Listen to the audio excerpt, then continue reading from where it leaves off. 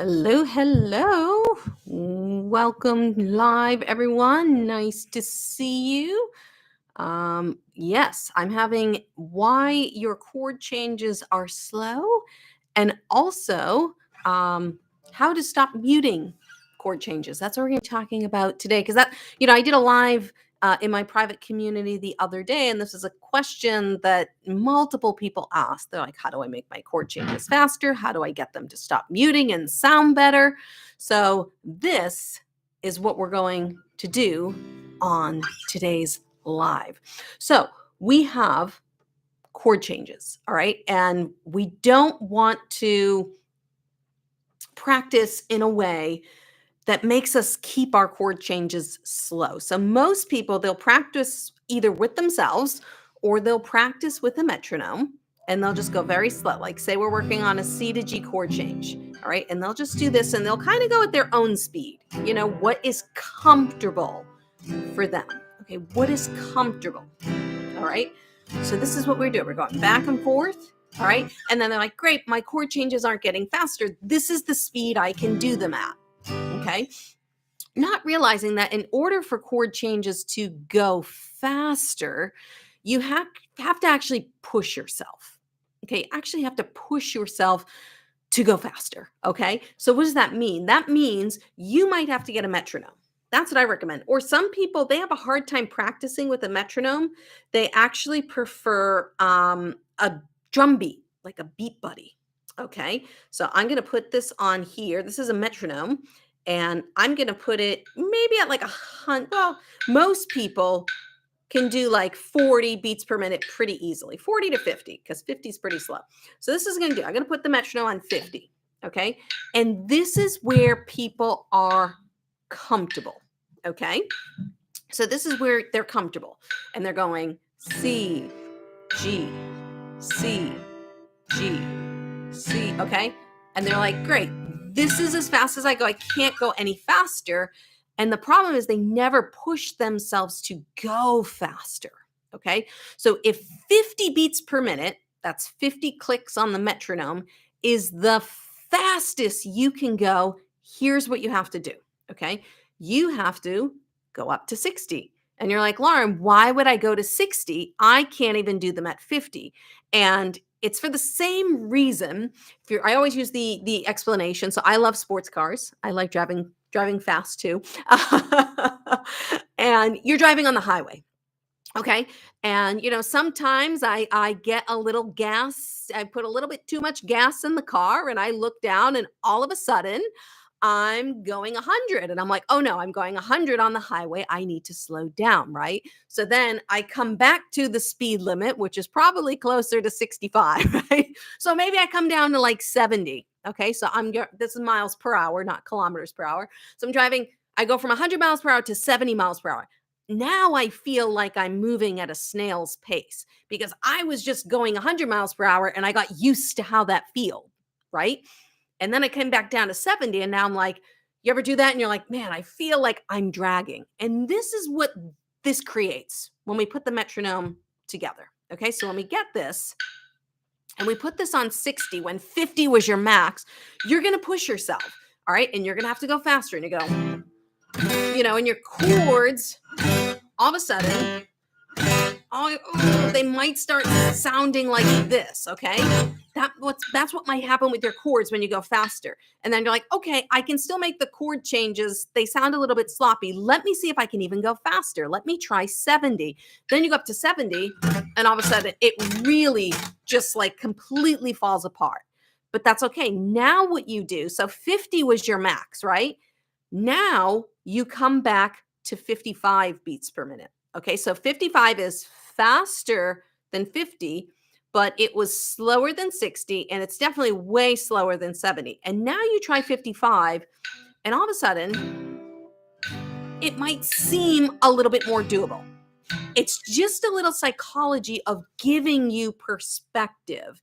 And we need to push ourselves out of our comfort zone to get our chords to go faster. Okay, so that's one thing, is really pushing yourself out of your comfort zone.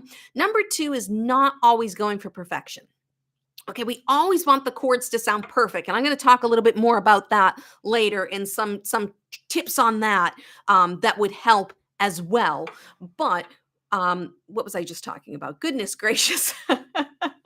Chord changes, going faster. So that's one, pushing yourself out of your comfort zone. Two is actually working on exercises that help you develop dexterity in your fingers and hands. So I have a number of different exercises in my 7 level guitar system. I have a number of different exercises that really help focus on working on dexterity in fingers, okay, and getting those fingers moving. One of them is a spider exercise, okay? And the easiest one that I start with is just a 3 finger exercise because most of our chords in the beginning we use 3 fingers, okay? I teach 2 finger chords to start with students, especially my older students. So I taught in person, for a very long time, and I kind of developed this system for teaching students. And I found that students who came in, they struggled a lot with these 3 finger chords. And I was finding that a lot of the students were quitting within 2 or 3 months because it was so hard. It was so hard for them to do the chords and have fun with the guitar. So I said, what can I do to fix this problem? So instead of thinking the student was the problem, as the teacher, I'm like, I must be the problem, okay? Because this is something that's coming up consistently. I must be the problem. I need to change. The student doesn't need to change. The teacher needs to change. So I said, let me test this. I'm just going to take away 1 finger and I'm going to teach my students some 2 finger chords with some pivot points just to help them get their fingers moving so that they can start playing music. And that made all the difference in the world. All of a sudden, my retention of my students in my private studio went from people quitting within 2 or 3 months for people to staying 5 or 6 years with me. So it was a pretty dramatic increase. And there's an important reason for that. The reason behind that and why I feel that is so important is because students actually believed that they could do it. And Be Kind says, I highly recommend Lauren's 7 level program. I joined Lauren's group 4 years ago, and it's been a game changer for me. Thank you so much. Thank you. Appreciate that. Um, the biggest thing, whenever you do something new, whether it's learning guitar, Rome was not built in a day, William. That's right. Whenever you're doing something new, the biggest indicator of success is whether you believe in yourself and whether you think it's possible. Okay. That is the biggest indicator of success. If you believe that the outcome is possible for you, you will have a higher likelihood of succeeding. So that's why, in my course, I go through the 2 finger changes and we work on these dexterity exercises so that you can see yourself getting better, you can see yourself improving, and that motivates you because you're getting better. So back to that spider exercise. If you don't have my course, I do have spider exercises here on YouTube as well for free. If you don't have money to buy a course, that's okay too. So we've got a spider exercise, okay? And I just use the first 3 fingers, and I would start at frets 5, 6, and 7 because it doesn't have as much of a stretch. And you're going to go 1, 2, 3. You can do all down picks with your picking hand. You can see my picking hand there. Okay, and for some of you, your spider exercise in the beginning might look a bit like this. Your fingers feel like they have a mind of their own. But the more you do this, the more control you are going to have over your fingers, the easier it's going to be to do these chord changes. All right. So there is one, pushing yourself out of your comfort zone, but 2, there's also building flexibility and dexterity in your fingers. And I think a lot of people underestimate that. They'll sit here on the chords and it's like, great, we can do chord changes all day, and that over time eventually will help. But we want to focus on the foundation of which is just getting the fingers moving. So doing some sort of spider exercise, for 5 minutes when you warm up is a great way to get started. Mark says 3 weeks and I'm playing chords. Thank you, Lauren. This is way better than the guitar teacher I tried 20 years ago. Well, you're welcome. And Rob says, I agree. Playing 2 finger chords and working your way up to 3 fingers helps a lot. It really does. It really does.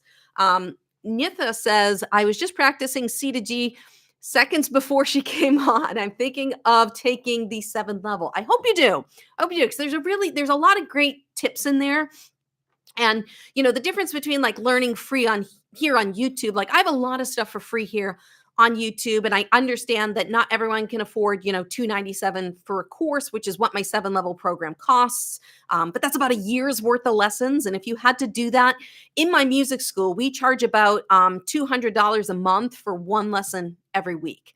So it's much less than in-person lessons, and it is super helpful, and it gives you the game plan. Okay, so many students are like, I came over from YouTube because I liked your teaching, and I really just wanted the step by step. I wanted a process for learning. Okay, and that's kind of what I'm trying to give you here is a process. My chords are slow. What do? One, we work on getting out of our comfort zone. Work with the metronome, or look up drum track at 60 beats per minute on YouTube. Say you like rock and roll, look up a rock drum track. You like country, look up a country drum track. Some people find it easier to work with the drum track than a metronome. So I always want to tell people there is that option. Number 2 is working on some sort of finger exercise that focuses on getting your fingers moving. Okay, a spider exercise is a great one for beginners. Okay, and again, in the beginning, it might be a little bit sloppy, but that's okay. The next thing is perfection. Okay, and this is where we're gonna shift into a little bit making our chords sound better. Is to go faster, we have to give up a little bit of perfection. Okay, yes, I want your chords to sound absolutely beautiful. When you play a C chord, I don't want it to sound like that either. Okay, so when you play a C chord, you play a G chord, I want your guitar to ring, I want it to sound beautiful. But to go faster, we have to sacrifice perfection. So we can go very slow and make sure all of our strings are ringing out. I'm going to show you that in a few minutes. But when we're trying to push ourselves out of our comfort zone, this is okay, as long as your fingers are getting on the right strings. If you're doing the chord changes and they're not getting on the right strings, that's not good. We don't want them to be on the wrong strings. They have to, if you're going fast and your chords are sounding like muted, but at least they're getting on the right strings, that's okay. Okay, that is okay when you're trying to push speed. We can always slow it down and work on perfection. And that's what we're going to do now. Okay, I'm going to tell you the biggest reason students mute their chords as beginner players is right here. It's the guitar. It's the positioning of the guitar, because when we're beginners, what do? We look down at the guitar and we realize, if you have your guitar in hand, look down at your guitar. So your guitar should be like this, straight up and down, not like this. Okay, it should be like this. But the thing is, when your guitar is straight up and down like this and you look down at your guitar, you're like, I can't see all the strings, right? So you're like, Lauren, I'm trying to put my fingers on the right strings, but I can't see them. So what do? Right? What do? We do this with the guitar. And I'm over exaggerating, but some people, I've seen some of my students, and the guitar is this angled. We angle the guitar like this. And when we do that, look what happens to my fretboard. The angle of the fretboard changes. So when we play chords, in order to play chords cleanly, I'm going to take my phone and I'm going to pretend that this pen is the finger and this is the fretboard. To play a chord cleanly, you have to do this. Okay, you have to be perpendicular. Okay, I'm going to hold this perpendicular to the guitar. If the guitar starts doing this, what happens? Look at the angle. Look at the angle underneath here.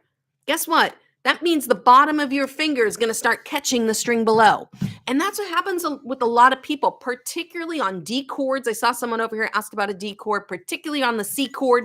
With the C chord, it's usually the third finger. When you get to 3 fingers, like a lot of my students, they don't tend to have a problem with the 2-finger C chord. Where the problem comes in is when they add the third finger, because it's such a stretch. It's 3 frets, right?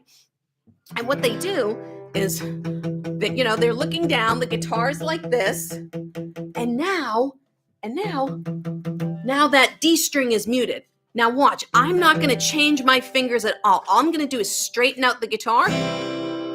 It's clean. Now watch, I'm going to put the guitar back to where it was. Hear it? It's muted again. I'm tilt guilty. I like that. I'm going to have to, are you tilt guilty? I'm going to use that as like a thumbnail. I like that so much, Matt. I'm writing it down. Tilt guilty. I have never heard that before. Um, but I think that is such a great title for a video. You just feel free. Your check is in the mail. That's great. No, and again, I would say 80% of students, this is what the issue is in the beginning because it's tricky. You're trying to find a balance between, between doing this and being able to see the strings and being able to play your chords. So my recommendation is if you're working on like Lauren, I'm just learning 3-fingered chords. I'm trying to do the C chord. What I recommend you do is you put the fingers down. Okay, get them in the right spots. Look at your guitar. If your guitar is not straight up and down, fix it. Then start strumming the chord. Okay? And if it's clean, guess what? You can probably play the chords cleanly. And then when you go to practice, if you do this to work on your chord changes and you start hearing this, understand it's not you, it's the guitar. Okay, it is actually the guitar and the angle of the guitar. I find for most students, a lot of it fixed. Yeah, Richard says he's tilt guilty. If you're tilt guilty, I love this. This is like my new thing now. If you are tilt guilty, I want to see it in the chat because you might be, you probably won't be surprised. There's going to be a lot of people who are like, I'm tilt guilty. So if you are tilt guilty, I want to see a comment in the chat saying, I am tilt guilty because I just love that so much. Good stuff. Great. Me. So that's step number one. And you're like, Lauren, okay, I'm not tilt guilty anymore. Okay, I can actually play with the guitar straight up and down. I don't have to look at the strings. I'm still getting muting. Okay, now what we have to do is now this is when we slow things down and we try to get perfect. Yeah, Debbie's tilt guilty, Odell's tilt guilty, American Girl tilt guilty. We're all tilt guilty. So once you get past that, the next step is, okay, I'm going to see what's going on here. I have to dissect. I'm a scientist. My background is in science. So I now have to experiment and see where the problem is. So if I take a C chord, because that's the one, and I'll do a D chord as well, since someone asked about a D chord earlier. And if I'm going through, oh, my chord sounds like that. And I'm looking down. I'm like, no, my guitar really is straight up and down. So I can't say it's the guitar at this point. Now I can say it's me. Okay. So now I would say the first string sounds fine. So maybe there's nothing wrong with that finger, but then I go to hit the string below the D string, it's muted. So that tells me I have to fix my third finger. In this case, my knuckle is collapsed. So I have to bend my knuckle a little bit, or it could be just moving, if you can see my little third finger, moving the finger up just a little bit. I'll tell you a guilty fault of mine. I cannot play a G chord without muting my A string if I play with my second finger directly on the string. I always mute the A string because I have small hands. Okay, I don't have big hulking hands that I can curl around. So for me to play a G chord cleanly, I have to, see the second finger? I have to have my finger just a little bit above the fretboard. I don't know if you can see that, but my finger's not directly on the string because sometimes I can't bend that knuckle enough. I don't know, it's just my hand. So I have to play this finger just slightly higher and it cleans the chord up. Okay, but that's me and that's my fingers and that's my physics. Okay, because everyone's body's different. Everyone has different length fingers, different thickness fingers. Some people's knuckles bend better. Some people's knuckles collapse. Okay. So we have to figure out a little bit what works with our hand. And these changes are usually very, very small, very, very small. Okay. So you could solve that on my G chord. It's just moving things up. The other thing, if you're muting the high E string a lot, and you can do this on the D chord too. Okay. Usually the D chord, the high E string gets muted because this knuckle is not bent enough, and usually because the guitar is like this. So again, check the angle of the guitar, but if the guitar is straight up and down, it's usually because this knuckle on the third finger is not bent enough. But a lot of people mute the high E string because their hand on the back is collapsed like this. I call this waiter's pose, okay? There's waiter's pose and there's praying mantis. They both have, neither of them are good. Okay, so praying mantis will cause a lot of pain on the outside of your wrist. It's like you're overextending the wrist. I see people who play like this, and I'm like, oh my goodness, I'm in so much pain for you. But a lot of it is waiter's pose in our thumb. We choke up the guitar, like we're really trying to strangle the guitar. Your hand just loosely goes around the guitar. Okay. So there should be space under here. All right. You can put a pen underneath. There should be space under here. We should not be collapsing our palm into the guitar because that takes our stretch away. And then we end up muting the high E string. Okay. So those are very, very common issues there on that. I'm just going to back up because I saw someone ask, someone said a really good question here. Yeah, this just opened my eyes to a major issue I have. Yeah. See, C chords are brutal for me. Why is the chord still so hard after 6 months? And the D chord's one of those chords that is a pain in the butt. The C chord is too. And eventually, check all these things we talked about today first, okay? And I saw someone ask a question about calluses. I'll talk about those in a second. The thing is, I always tell students, and they don't believe me, but this will happen. People don't believe me until it happens to them. I tell them, I said, listen, particularly on the D chord, I find this is a very common thing. I say, it's not going to sound good for a while. And then all of a sudden, one morning, you're going to wake up and you're going to play your chord and it's going to sound perfect. And you're not going to know what the heck you did to do that. Okay. And in all honesty, you're like, oh my God, it just worked. What did I do? You don't know. And part of it is what we were talking about early. Your hand is getting more flexible. Your hand is stretching out. You're getting more dexterity. Lori, if you're someone with short fingers, you might want to go to a 3/4 size guitar. All right. I have a lot of students who love the Taylor GS minis or like the Baby Martins. You can get a 3/4 size guitar. Great for people with smaller fingers who can't stretch as much. Okay, that's an option. Also, I have a lot of students who have arthritis that prefer to play on a 3/4 size guitar for that same reason. The stretch is not as much, and you can get 3/4 size guitars in both electric and acoustic as well. Okay, so that's a good option for people who are shorter or even have arthritis. Now, calluses take time to develop. They develop faster on an acoustic because of the strings and the strength it needs. If you really want to develop calluses, you just do this. It's like sandpaper. I have my other thing. There's a little Diodario hand grip thing, but it's at my studio up in New Hampshire. And if you take the rubber piece off, there's strings, and it's almost like a strength grip thing. But the best way to develop calluses is one, to play the guitar as much as possible, but also you can on the round wound strings, these thicker strings, you can just take your hands and do this. You'll develop some calluses. If I remember I was learning the intro to Jolene. I did this during COVID, and I had lost the callus on my thumb for my finger picking hand because I hadn't finger picked in a while. So you will lose calluses if you stop playing. Your calluses will soften. Okay, that's the downside. You got to keep playing. And I was learning to play the intro to Jolene, which has a lot of this type of stuff. And it took me. I was practicing 15 minutes a day, consistently using the thumb. I was practicing 15 minutes a day, and after about 5 or 6 days, I developed a blister. The blister broke, and my callus started forming. So if you really, really work at it, you can start developing your calluses probably within the first week. They will get thicker with time. And I have a lot of people, when I was playing a lot, like I used to busk in Boston. I used to busk in Cambridge, in Porter Square, and I would play for about 3 hours straight, 2.5, 3 hours, consistently playing the guitar. So you can imagine I have very, very thick calluses on my fingers to be able to play that long without being in pain. And a lot of times what would happen is my calluses would crack, and then they would start peeling and splitting. So that's another normal thing as a guitar player. So just be aware of that.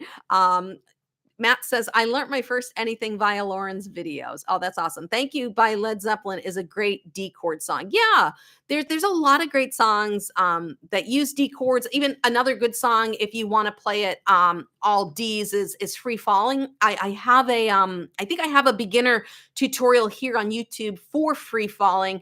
And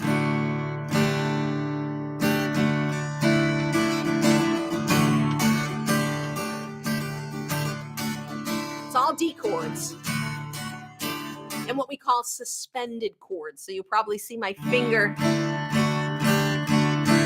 fingers moving and lifting up. It's a very, and that's in Led Zeppelin, Stairway to Heaven. There's no capo on that one. Yeah. So that's also in Stairway to Heaven. It's in a lot of songs. Like I think Indigo Girls is like another one. It's very common in like 90s songs. I can't remember how that song goes.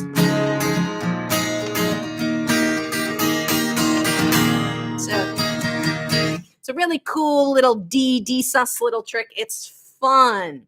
Eve of Destruction is another one. D sus 2, D sus 4. Yep. Yeah, the suspended is the thing that builds the finger memory. Yeah. GNR, Patience. Yep, that's another one that has that in there. You're absolutely correct. Once you hear that once, you're like, you start recognizing it in other music and you're like, oh, that's cool. I know what that is. Smaller mic, I know. I had another microphone that was a little thinner, but I try to keep myself, surrounded around the microphone. I haven't figured out how to get like a lapel mic to work. You think I'd be able to get that? I tried it once. It didn't work. So I use the podcast mic for when I go live. When playing an F, keep your thumb on the neck to brace the finger. Yeah, so when you're playing bar chords, everyone starts up here with F. Okay, and this is the hardest spot. The hardest. My guitar sounds like it's a little out of tune after I turned the heat on over here. Not too bad. Oh, the A. There we go. That one's out. So you always got to tune your guitar. Even when you tune your guitar, you got to retune it, especially when you turn the heat on. All right. So bar chords, F. Okay. So everyone starts up here. You can even hear mine was just muted there. I had to fix my fingers. See, even I mute bar chords still, and I've been playing guitar for 20 years. F is the hardest place to play a bar chord, okay? Now, the cool thing about bar chords and why they're so great is that they're shapes that you can move all around the guitar.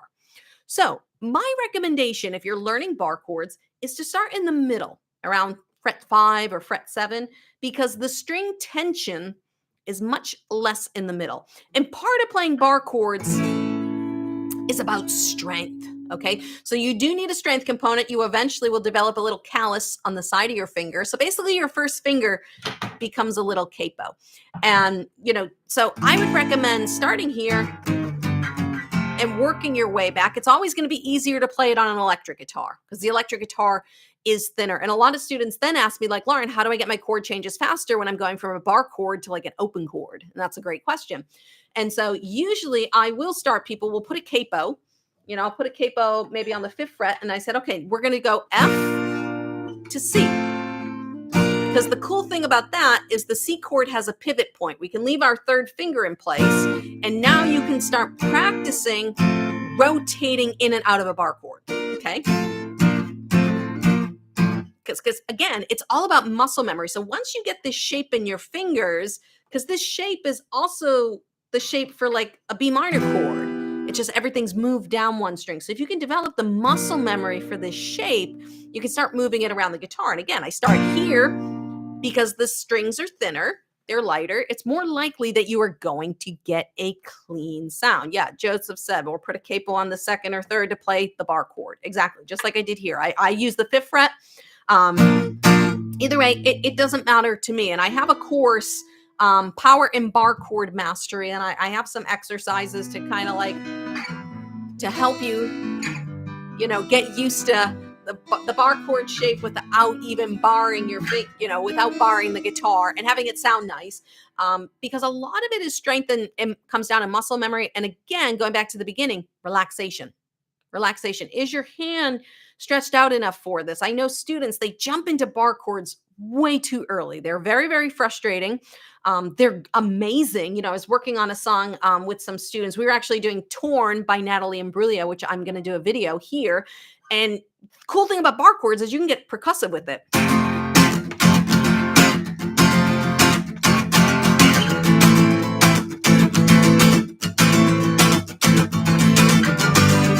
I I don't know if it goes to a G or a G minor there, but you can hear how with bar chords, one, I can just slide along the guitar, but two, I can get these percussive elements in my rhythm. Okay, even if you think of like,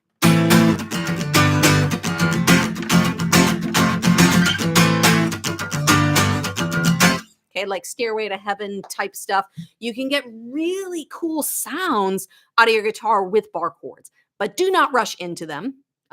Explain putting pressure right next to the fret, on the fret and in the middle of the frets. Yeah, so in terms of fret pressure, I'll give you this example here. I use the high E string, okay? So you need the least amount of pressure at the front side, the side towards the body of the guitar. The further you are, the closer you are to the headstock, the more pressure you need. All right, this is why an A chord is so difficult for some people if you play with 3 fingers, because you have to shove 3 fingers into this second fret, and this finger ends up in the back of the fret. So most likely this is the one that gets muted because you need a little bit more pressure. Okay, so if I'm going to go here on this 3rd fret, and I'm just going to play until, there it is. Okay, so that's how much pressure I need to get that note to ring. Now I'm going to back it up. Keep the same pressure. Look at that. I just moved back like a 1/4 of an inch, and it's already starting to get buzzy. Now it's like almost dead, and it's completely dead. And by the time I get to the back of the fret, it's just a dead note. All right, same amount of pressure. So the closer you are to the front of the fret, the less pressure you need to actually make the guitar sound. Okay, and that's another reason with the C chord, a lot of people play with that 3rd finger towards the back of the fret. Okay, so you might want to get that closer to the front of the fret. Okay, same with I find with the D chord, sometimes people play with this finger back here. Stretching this to the front can also help. Again, the closer you are to the front of the fret, the less pressure you need to push, and also can help clean up your chords. Gypsy says, it took me 7 months on my acoustic to be able to put it in songs. I truly believe once you have your beginner basic chords down, start practicing them. As many students will take a long time to master. Yeah. And I agree with you. Get the open chords down so that you have those in your repertoire, because there's so much you can do with open chords. And if you work with a good teacher, they can use a capo a lot of times to eliminate bar chords in songs for you. So you can really do a lot with open chords, but in the background, be practicing the bar chords. And if you want to start incorporating them into songs, I usually recommend songs that have like, 1 bar chord in the verse or 1 bar chord in the chorus. So it doesn't ruin the whole song for you, but gives you an opportunity to throw them into a musical context. So what about bending with different fingers and with the narrow frets at 12-ish? Yeah, so you're talking what about bending with different fingers? Well, for me, fortunately, my hand, this is where having small hands helps. If I were going to play a bar, eventually I am going to run out of space and for it to be comfortable, and if you have bigger hands, it'll get uncomfortable sooner. And that's when you can play like partial chords.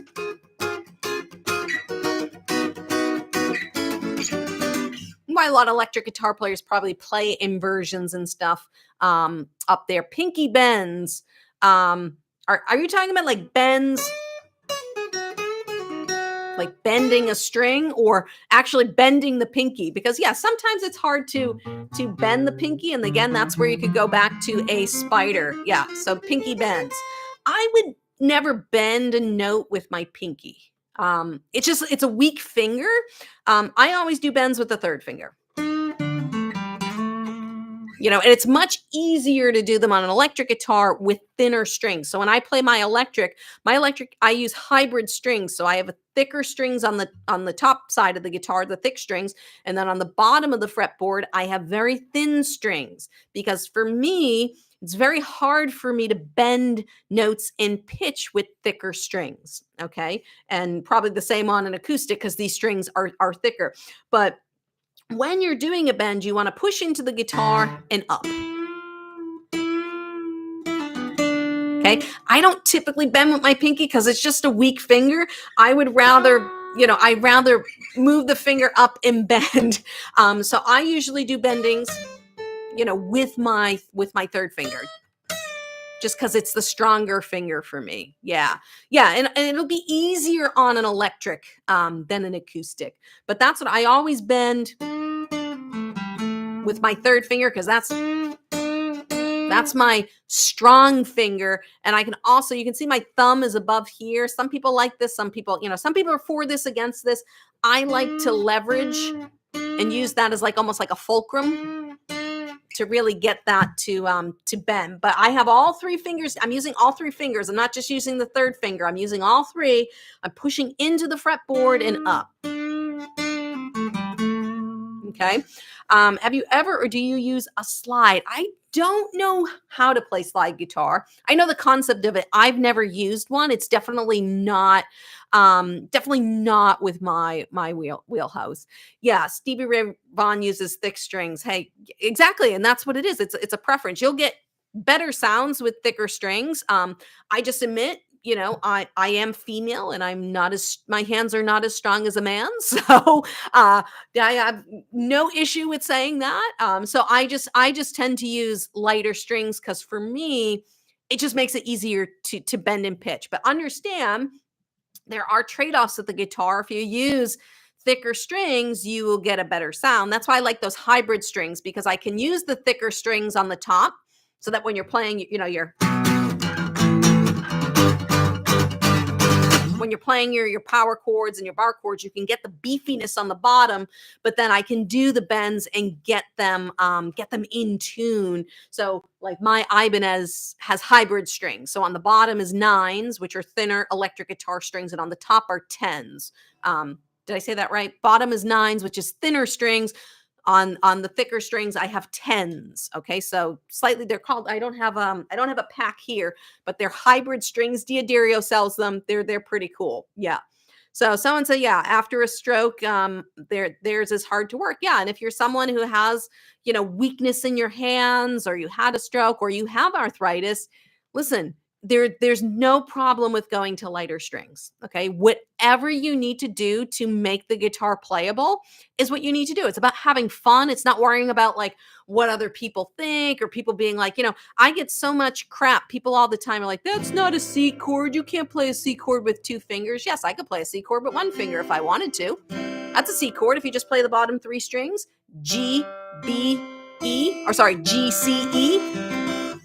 It's not the greatest sounding C chord, but it is a C chord. And if you learn music theory, you'll understand why it's a C chord.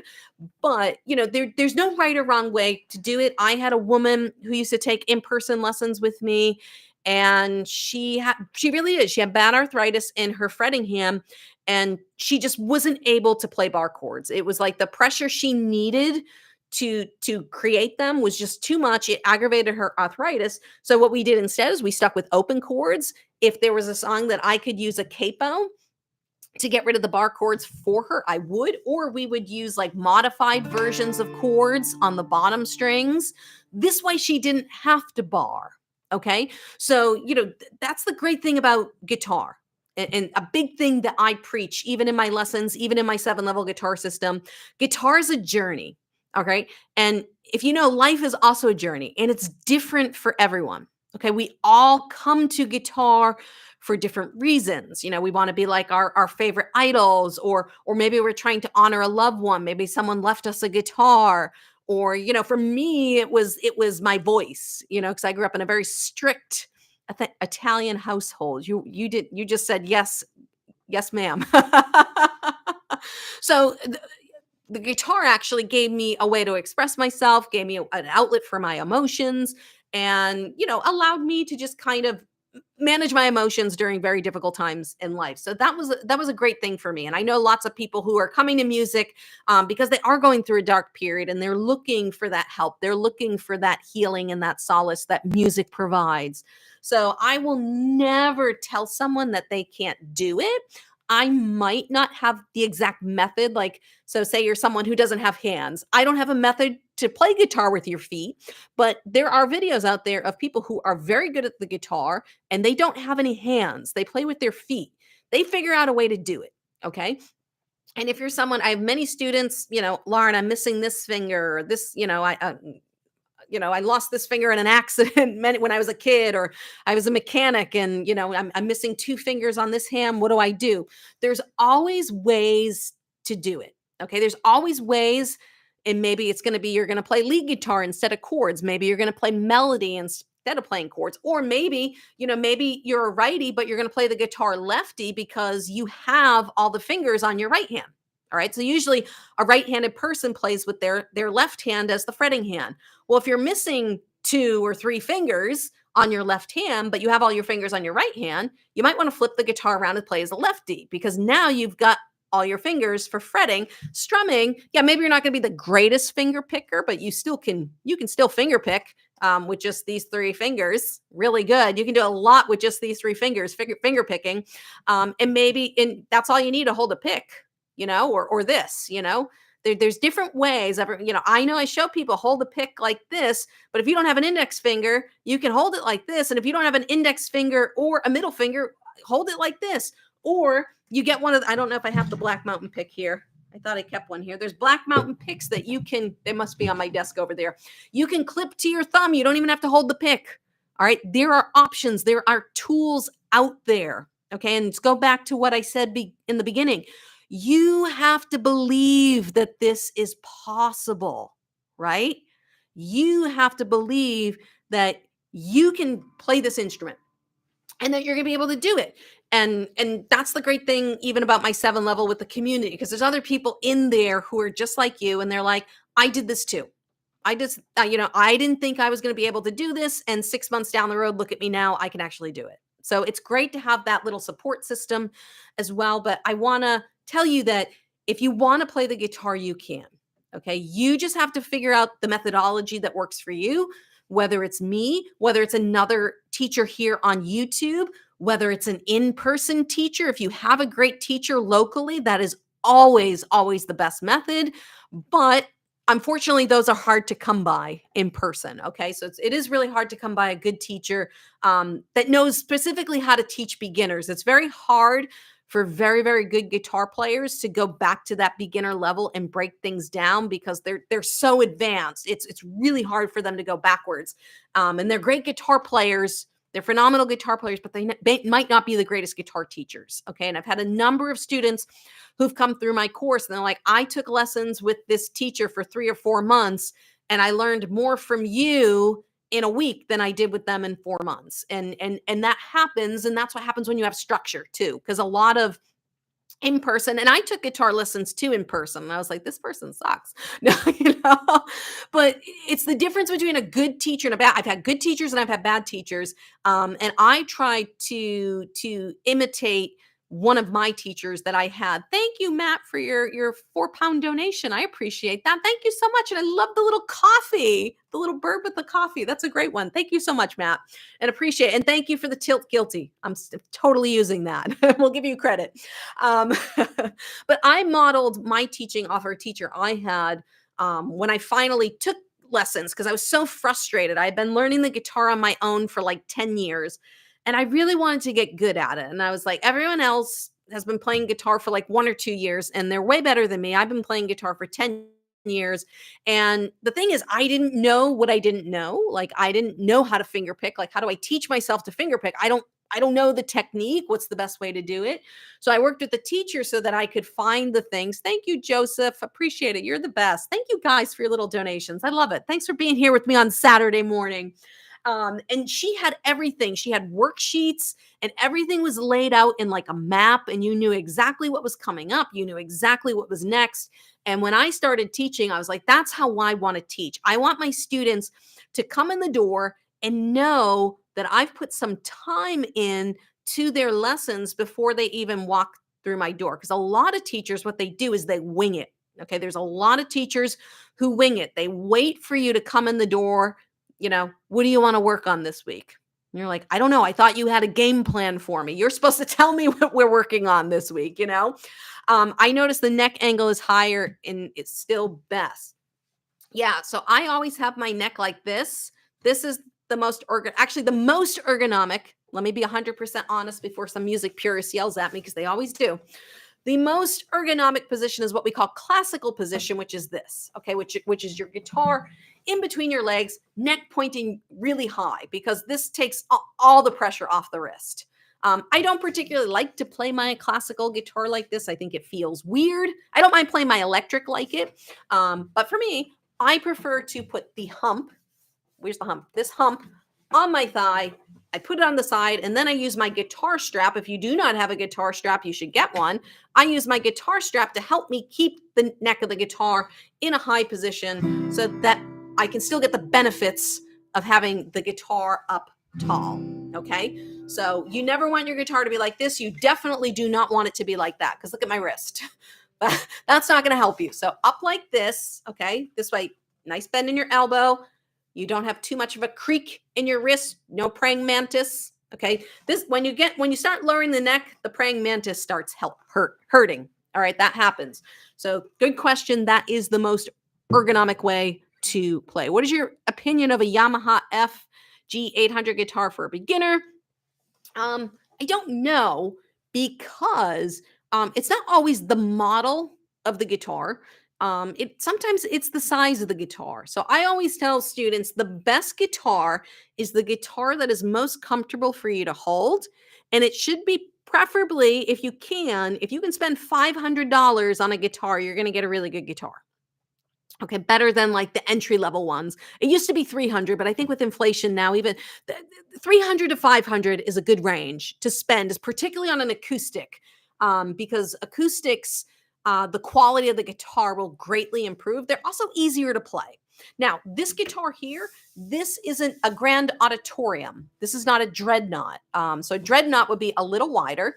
Now, again, talking about trade-offs, dreadnoughts are going to have the best sound because they get the biggest bodies. That means they have the most space inside, which means they have the most room for the sound to bounce and, resonate.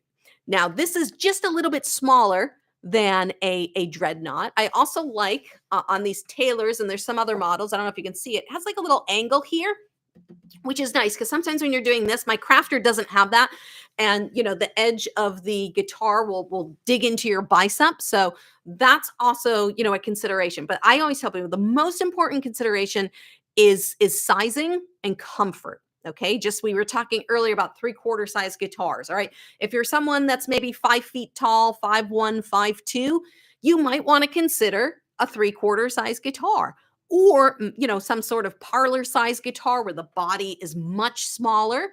Because if you're small framed, I'm just under 5'5". Okay, so I'm not too tall, but I guess I'm not too short either.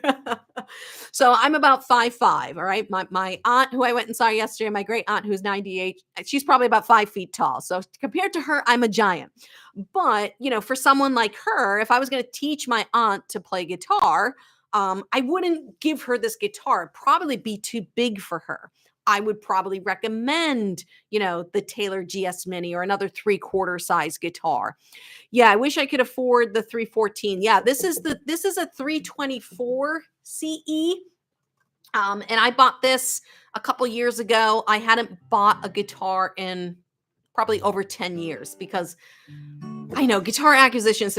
I hate wasting. I don't want to say waste, because it's not a good guitar is not a waste of money, but I hate spending money on myself. There's two things I will spend money on myself with, and it's sports cars. I do like sports cars, and I guess guitars. Those are the things that and going on vacation. I do like to travel now, so I do like going on vacation.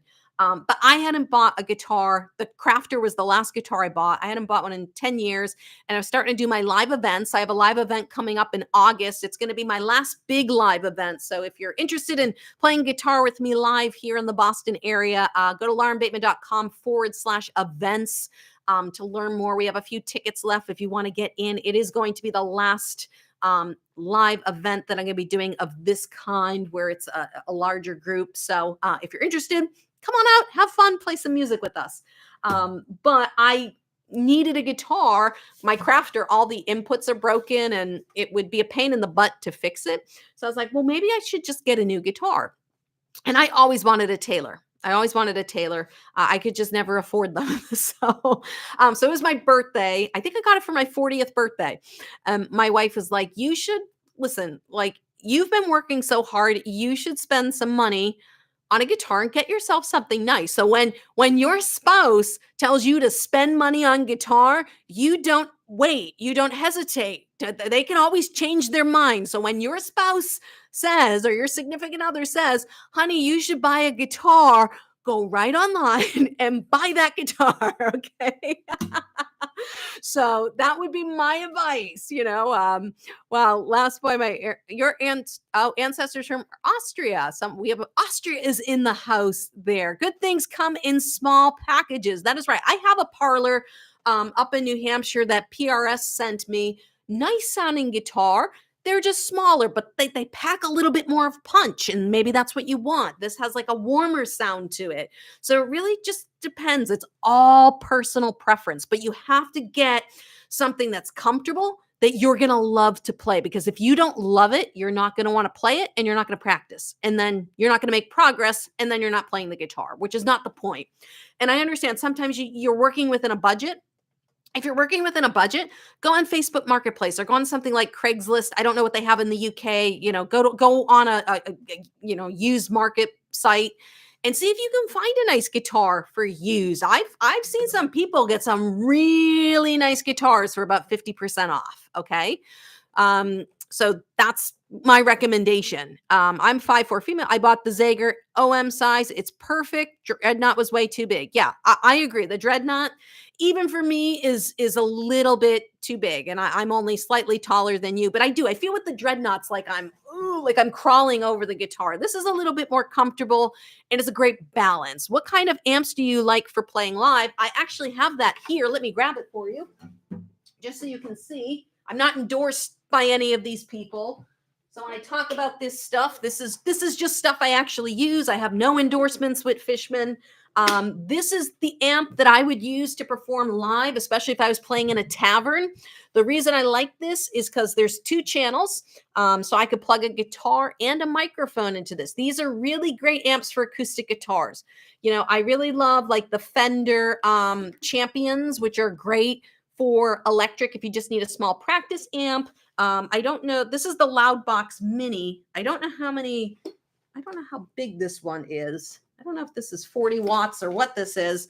But it has a lot of output, okay, on this one. So it is a cool, and you can put chorus on it. It has a master volume, but you can plug in your guitar or instrument. You can plug in a mic, and it's a beautiful, like for acoustic, this has always been my go-to. I think they just sound really great. I forget what I paid for this, maybe between $300, $400. This is a newer one. My bass player had one when we were performing in taverns. We played through his Fishman. It was always awesome. And it's a great sounding amp. You have the ability to put reverb and chorus on your guitar, which makes it sound a little fuller, a little sparkly. And it has the option to add some reverb to your voice, which is also a nice feature. And these newer models do have Bluetooth, and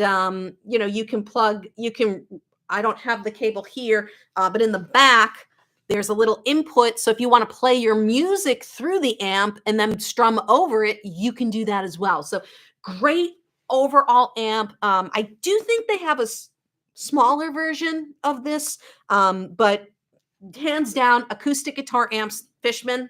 That's my go-to. Electric would be the Fender Champions. I like them. They've got pretty good built-in presets, especially for beginners. They work out so they're really great. I have that amp. It's great. Yep. See, another person who has it. I know a lot of my students have it because obviously they ask me, and that's what I use, and they use them. But honestly, hands down, they are phenomenal sounding guitars. They produce a very great sound, and you will get a lot out of this. Like I said, I could perform in a bar with that. It has a lot of punch, especially if you have a good guitar with a good preamp. Okay. So a little bit before we end this feed, we'll get into preamps.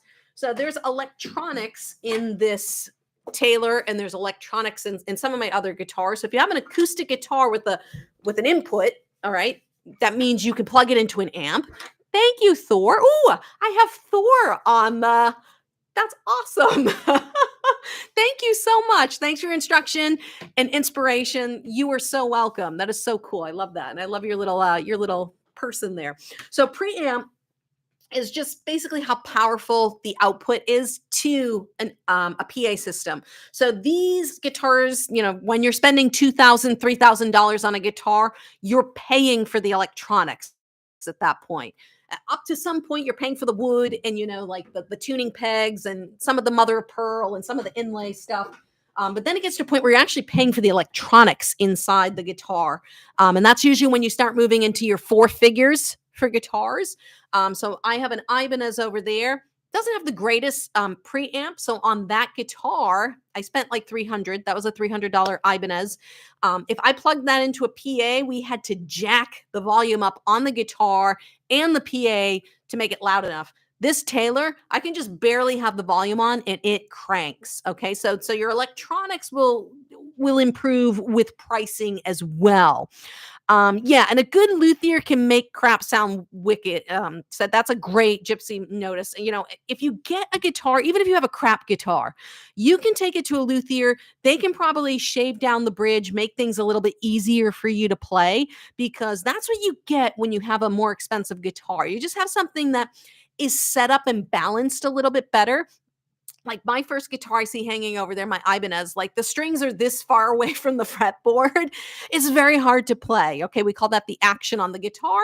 You can lower the action, make it easier to play. Joseph, thank you so much. Hi, Lauren. Thanks for all your lessons. Thank you, Joseph, and thank you for being here. If I win the lottery, I'm getting a Gibson acoustic. Gibsons are beautiful guitars. The only thing I really don't like is Ovation, because I can't do the curved back. The curved back, like, throws me way off. They're beautiful sounding guitars, and I love Melissa Etheridge. She plays Ovation. I just can't do the curve back. For me, it doesn't work. Oh, Kristen, thank you so much. I'm learning a lot today. A really nice Saturday morning lesson. Well, thank you for being here. I really do appreciate everyone. It's 10 a.m. here in Boston. We're going for about an hour. I usually come on. I'm like, I'm going to do a half hour. And then I just love being here. I love being live with everyone. Sorry about the confusion. I think we had 2 lives posted at the same time, but thank you for being here. And hopefully you got a lot out of this session, because, I really love teaching. I love helping people and giving you guys the motivation and just the confidence that you can do this, because you really can. If you had a teacher who was a jerk, I have one student, he's like, I went in for my lessons and my teacher said I should play harmonica. And I said, well, that's not going to happen here. Okay. So if you want to play guitar, I'm going to tell you, you can do it. All right. I believe you can do it. I know, because I've had people who've come into my studio with absolutely zero musical talent and was able to help them play guitar. And if you put the work in, I know I can help you too. All right. And, there's tons of free stuff here on YouTube. There's tons of song tutorials and stuff over on my website, laurenbateman.com, in the song section. There's tons of free stuff. So if you can't afford the course, not a problem. Keep learning, keep watching the videos here on YouTube. And if you're looking for a little bit more structure, you're looking for a little bit of community, go check out the 7 level, laurenbateman.com/course. Go check out the 7 level. Would love to see you in there and give you more of the step-by-step. Like I said, it's $200 a month to take lessons at my music school here in Boston. And that's a half-hour lesson. That's not even an hour. Okay. And I think there's over 70 lessons in the 7 level. So that's a lot of lessons. Okay. And it's usually about, 9 to 12 months of lessons in that course. So, $200 versus $297 is, it's a drop in the bucket. There are a couple, I think there's like a 3-pay payment plan. Go check that out. Would love to see you in there. Thank you so much for tuning in today. Have a wonderful rest of your weekend, and I'll see y'all in a lesson video real soon. Bye-bye, everyone.